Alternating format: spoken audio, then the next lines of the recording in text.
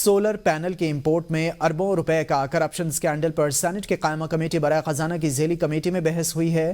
Chairman committee محسن عزیز نے حکام پر سوالوں کی بوچھاڑ کر دی۔ پوچھا، سولر پینل میں کمپنیز نے 160 ارب روپے کی ٹرانزیکشنز کیں۔ سکینڈل میں 11 کمپنیز ملوث تھیں۔ ایف بی آر نے کہا کہ کہاں اور کس مشکوک ٹرانزیکشن کو پکڑا گیا ہے۔ حکام نے انکشاف کیا کہ سولر کے حوالے سے 46 ارب کی ٹرانزیکشن مشکوک تھیں جو آڈٹ پکڑی گئی ہیں۔ اسلام آباد سے یہ رپورٹ دیکھتے ہیں۔ پینلز کی امپورٹ میں اربوں روپے کی منی لانڈرنگ معاملہ سینٹ کمیٹی برائے خزانہ کی ذیلی کمیٹی میں پہنچ گیا۔ کمیٹی اجلاس میں چیئرمین محسن عزیز نے پوچھا کہ سولر پینل سکینڈل میں 11 کمپنیاں ملوث تھیں جنہوں نے 160 ارب روپے کی ٹرانزیکشنز کی۔ سولر کے لیے ایک پارٹی کے لیے ٹرانزیکشن کی لمٹ 2 کروڑ روپے سالانہ تھی۔ 1-2 کمپنیوں نے اربوں روپے کی ٹرانزیکشن کیسے کر لی؟ ایف پی آر نے کہاں اور کس مشکوک ٹرانزیکشن کو پکڑا؟ ایف پی آر حکام نے بتایا کہ سولر کے حوالے سے ٹوٹل کیس 106 ارب کا بنتا ہے۔ 40 ارب کی ٹرانزیکشن مشکوک تھیں کیونکہ وہ کیش میں ہوئی۔ 2022-23 کے آڈٹ میں یہ مشکوک ٹرانزیکشنز پکڑی گئیں۔ اسٹیٹ بینک کے حکام نے بتایا کہ سکینڈل میں ملوث 3 لوگ ضمانت پر ہیں۔ جولائی 2022 سے پہلے سولر کی امپورٹ پر پابندی نہیں تھی۔ اس کے بعد سولر کی امپورٹ اسٹیٹ بینک نے اپنی اجازت کے ساتھ مشروط کر دی تھی۔ اجلاس کے دوران رکن کمیٹی شاہ زیب درانی ایف پی آر حکام پر برہم ہوئے، بولے یہ منی لانڈرنگ کی اعلیٰ مثال ہے۔ سولر کے کچھ کنٹینرز کو کم اور کچھ کو زیادہ ڈالرز کے ساتھ کلیئر کیا گیا۔ اس فرق پر ہی ایف پی آر کے کان کھڑے ہو جانے چاہیے تھے۔ اتنی تاخیر سے یہ سکینڈل پکڑنے کا کیا فائدہ ہوا؟ خیبر پختونخوا میں زرعی اراضی پر ٹیکس لاگو کرنے کا بل اسمبلی سے منظور۔ سالانہ 15 کروڑ روپے سے زائد زرعی آمدن پر ٹیکس لگے گا۔ مجموعی زرعی آمدن پر ریٹرن بھی جمع کرایا جائے گا۔ 50 ایکڑ زیر کاشت اراضی یا 100 سے زیادہ غیر کاشت اراضی پر بھی سالانہ زرعی ٹیکس لاگو ہوگا۔ نئی قانون سازی کے تحت زرعی اراضی کو 3 زونز میں تقسیم کیا گیا ہے۔ زون 1 میں 12.5 ایکڑ سے 25 ایکڑ سے زائد اراضی پر فی ایکڑ 1200 روپے ٹیکس عائد ہوگا۔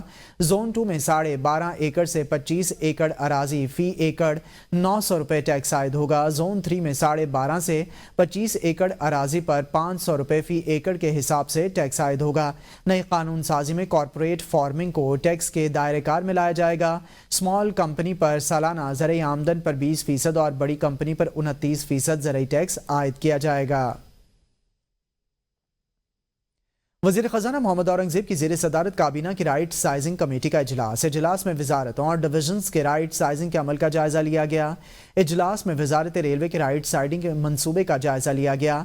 بریفنگ میں بتایا گیا کہ 29 وزارتوں اور ایک آئینی ادارے نے 11,887 پوسٹیں ختم کی ہیں۔ ان وزارتوں میں 4,660 ڈائننگ پوسٹوں کی بھی تصدیق ہوئی ہے، جبکہ اجلاس کو بریفنگ میں بتایا گیا ہے کہ وزارت ریلوے میں 95,859 منظور شدہ آسامیوں میں سے 17,000 پہلے ہی ختم کی جا چکی ہیں۔ 5,695 آسامیوں کے خاتمے کا عمل جاری ہے۔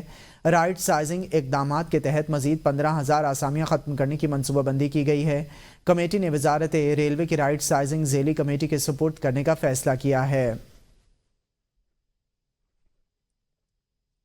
قومی اسمبلی قائمہ کمیٹی خزانہ کی ذیلی کمیٹی کا اجلاس نان فائلرز کی جائیداد کی خریداری پر پابندی پر غور۔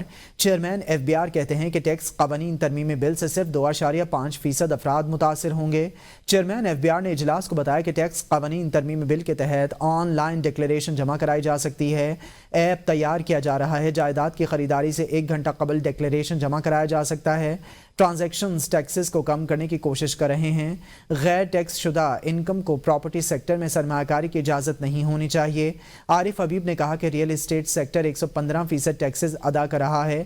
نئے قانون سے سرمایہ کاری رک جائے گی۔ پہلے ہی پاکستان سے سرمایہ کاری دبئی نکل گئی ہے۔ چیئرمین حسن بخشی نے کہا ہے کہ ٹیکس قوانین ترمیمی بل سے 2.5% نہیں 60% تک لوگ متاثر ہوں گے۔ پراپرٹی سیکٹر میں بلیک منی نہیں چلتی۔ 5 کروڑ روپے تک کی سرمایہ کاری بارے پوچھ گچھ نہ کی جائے۔ گورنر اسٹیٹ بینک کا کہنا ہے کہ رواں سال نئے کرنسی نوٹوں کا اجرا شروع ہو جائے گا۔ اس سال کرنسی نوٹ کے نئے ڈیزائن والے نوٹ مارکیٹ میں بھیجے جائیں گے۔ گورنر اسٹیٹ بینک جمیل احمد نے کہا کہ نئے ڈیزائن مرحلہ وار پرنٹ کیے جائیں گے۔ اسٹیٹ بینک نئے نوٹ کی تکنیکی ویلیویشن کر رہا ہے۔ نئے نوٹ کو جلد منظوری کے لیے کابینہ کے سامنے پیش کریں گے۔ سال 2025 میں مرحلہ وار نئے کرنسی ڈیزائن کے نوٹ سرکولیشن میں آ جائیں گے۔ مختلف مالیت کے نئے نوٹ ایک ساتھ نہیں بتدریج جاری ہوں گے۔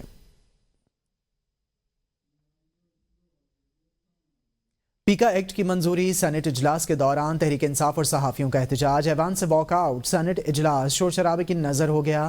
صحافیوں نے حکومت کی جانب سے لائے جانے والے پیکا ایکٹ میں ترمیم کے خلاف ملکگیر احتجاج کی کال دے دی ہے۔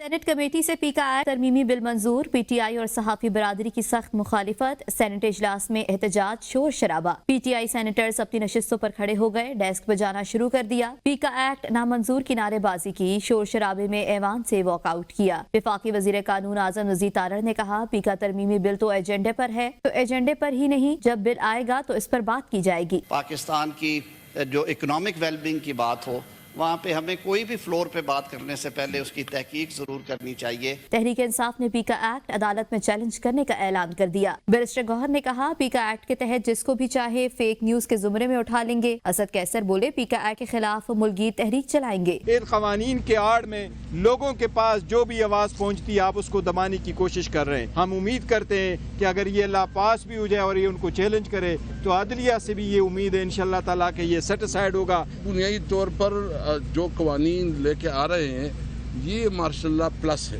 ہم اس کے خلاف ملکگیر تحریک میں بھرپور ساتھ دیں گے۔ سینیٹر بیرسٹر علی ظفر نے کہا، حکومت پیکا ایکٹ کے ذریعے آزادی اظہار رائے ختم کرنا چاہتی ہے۔ رائے کا حق ختم کر دیں تو ملک میں جمہوریت ختم ہو جاتی ہے۔ ہمارا مطالبہ ہے متنازع پیکا ایکٹ پر تمام سٹیک ہولڈرز کو اعتماد میں لیا جائے۔ یہی حق کہ آپ جب استعمال کرنا چاہیں، آپ کسی کو ایسی بات کرنا چاہیں جو اس کو ناپسند ہے، وہ آپ کو جیل میں ڈال۔ Pakistan federal union of journalist کے صدر افضل بٹ نے کہا، حکومت نے سینٹ کے فیصلے سے قبل متعلقہ سٹیک ہولڈر سے مشاورت کی اپیل کو نظر انداز کیا۔ پیکا ایکٹ کے خلاف کل ملک بھر میں احتجاج کیا جائے گا۔ پاکستان کو پاؤں پر کھڑا کرنے کے لیے دن رات کاوشیں کر رہے ہیں۔ بجلی کی قیمتوں میں کمی کے بغیر انڈسٹری ترقی نہیں کر سکتی۔ وزیراعظم شہباز شریف کا تقریب سے خطاب، کہا کہ بجلی کی قیمتوں میں کمی لائیں گے، ہمارا IMF کے ساتھ یہ آخری پروگرام ہوگا۔ پاکستان اپنے پاؤں پہ کھڑا ہونے کے لیے ہم سب مل کر دن رات کاوشیں کر رہے ہیں۔ اس وقت آپ کی جو مہنگائی کی شرح وہ 5% سے کم ہے۔ بجلی کے نرخوں میں خاطر خواہ کمی آئے گی۔ IMF کی مجبوری ہے اور مجھے پورا یقین ہے کہ اللہ تعالیٰ کے فضل و کرم سے یہ IMF کا آخری پروگرام ہوگا۔ پاکستانی سرمایہ کار ان کو ہم انوائٹ کر رہے ہیں اور ایک شفاف طریقے سے وہ ایک بڈنگ پروسیس ہوگا۔ اسٹیٹ بینک کا شرح سود میں 1% کمی کا اعلان، پالیسی ریٹ 13 سے کم ہو کر 12% ہو گئی۔ گورنر اسٹیٹ بینک جمیل احمد نے مانیٹری پالیسی کا اعلان کرتے ہوئے کہا کہ زر مبادلہ کے مجموعی ذخائر 16 ارب 19 کروڑ ڈالرز ہو گئے۔ زرعی شعبے کی پیداوار میں نمایاں کمی ہوئی ہے۔ اکاؤنٹ کا اگر آپ دیکھیں تو ہمارا پہلے 6 ماہ کا کرنٹ اکاؤنٹ سرپلس رہا ہے۔ پہلے 6 ماہ میں جو کہ جولائی ٹو دسمبر 2024 کرنٹ اکاؤنٹ میں $1.2 بلین کا سرپلس تھا، ایز اگینسٹ جو پچھلا سملر پیریڈ ہے تو اس کے اندر جو ہے وہ 1.4 بلین کا ڈیفیسٹ تھا۔ تو 1.4 بلین کے ڈیفیسٹ سے کرنٹ اکاؤنٹ جو ہے وہ کنورٹ ہوا ہے سرپلس میں $1.2 billion for the last 6 months. Inflation کی جو ہماری اسیسمنٹ ہے، اگر آپ کو یاد ہوتا تو جب ہم نے جولائی میں آپ سے بات کی تھی تو اس وقت ہم نے کہا تھا کہ اس سال کا انفلیشن جو ہے وہ پورے سال کا جو ہے وہ 11.5 سے 13.5% کے درمیان رہے گا فل ایئر۔ ملتان کی انڈسٹریل اسٹیٹ میں گیس سے بھرے باؤزر میں دھماکے سے 6 افراد جاں بحق اور 39 زخمی ہو گئے۔ 50 سے زائد گھر دھماکے کی لپیٹ میں آ گئے۔ ڈپٹی کمشنر ملتان محمد علی بخاری نے اعلیٰ سطح کی انکوائری کمیٹی تشکیل دے دی۔ 48 گھنٹوں میں واقعے کی تفصیلی رپورٹ پیش کرنے کا حکم جاری کر دیا۔ ملتان کے علاقے فہد ٹاؤن میں گزشتہ رات گیس ٹینکر میں خوفناک آگ بھڑک اٹھی۔ دھماکے سے درجنوں گھروں کی چھتیں گر گئیں۔ کنٹینر سے پھیلنے والی آگ سے 6 افراد جان کی بازی ہار گئے جبکہ 39 افراد زخمی ہو گئے۔ گھروں میں موجود لاکھوں روپے مالیت کے مویشی بھی آگ کی نظر ہو گئے۔ ضلع انتظامیہ کی جانب سے علاقے میں اس وقت کارروائیاں جاری ہیں۔ سانگڑ میں 2 روز قبل قتل ہونے والے 3 افراد کے لواحقین کا لاشیں رکھ کر مسلسل دھرنا جاری ہے۔ پیپلز پارٹی کی رہنما شازیہ مری رات گئے دھرنے میں پہنچی۔ انہوں نے دھرنے کے شرکاء سے ہمدردی کا اظہار کیا۔ آپ لاشیں دفنا دیں، میں آپ کے ساتھ ہوں، آپ کی مرضی کے مطابق مقدمہ درج ہوگا۔ شازیہ مری کی دھرنے کے شرکاء کو یقین دہانی۔ دھرنے کے شرکاء نے انکار کر دیا۔ شازیہ مری نے دھرنے کے شرکاء سے ہمدردی کا اظہار کیا۔ सिंध में मुबैना करप्शन और ज़मीनों पर कब्जे की शिकायत पर बिलावल भुट्टो जरदारी ने ताजरों और सनतकारों को मुलाकात की दावत दे दी। मुल्क के तमाम बड़े ताजिर सनतकार कल दोपहर 3 बजे बिलावल भुट्टो जरदारी से मुलाकात करेंगे। बिजनेस कम्युनिटी के चेयरमैन पीपल्स पार्टी से मुलाकात बिलावल हाउस कराची में होगी। पूरा पाकिस्तान हमारा है, अगर कोई बेहतर हो अच्छी बात है, बाकी सूबों में ज़्यादा काम हो रहा है तो लोग दूसरे सूबों में जाने के बजाय सिंध क्यों आ रहे हैं। सिंध के सीनियर वजीर शर्जील इनाम इमन का ताजिर अतीक मीर के बयान पर रद्द-ए-अमल। कहा, सुप्रीम कोर्ट में हुकूमत सिंध के 180 अरब रुपए फंसे हुए हैं, खुदारा वो पैसे सिंध को दें ताकि यहाँ काम हो सके। पंजाबी कर हमारा सूबा है, ये मैं बता दूं। पूरा पाकिस्तान हमारा है। अगर मेरे पाकिस्तान का कोई भी हिस्सा ज्यादा तरक्की कर रहा है या मेरे पाकिस्तान का कोई भी हिस्सा किसी एक शोबे में बेहतर है तो मुझे उस पर खुशी होनी चाहिए। बाकी सूबों में ज्यादा काम हो रहा है तो जो लोग जो नॉर्दर्न एरिया से और पूरे पाकिस्तान से यहां कारोबार करने के लिए आ रहे हैं वो यहां से किसी और जगह पे क्यों नहीं जा रहे, वहां क्यों नहीं इन्फ्लक्स हो रहा। आज पूरे पाकिस्तान की जो असल जरूरत है और वो जरूरत है एनर्जी, क्योंकि बिजली के बगैर कुछ नहीं है।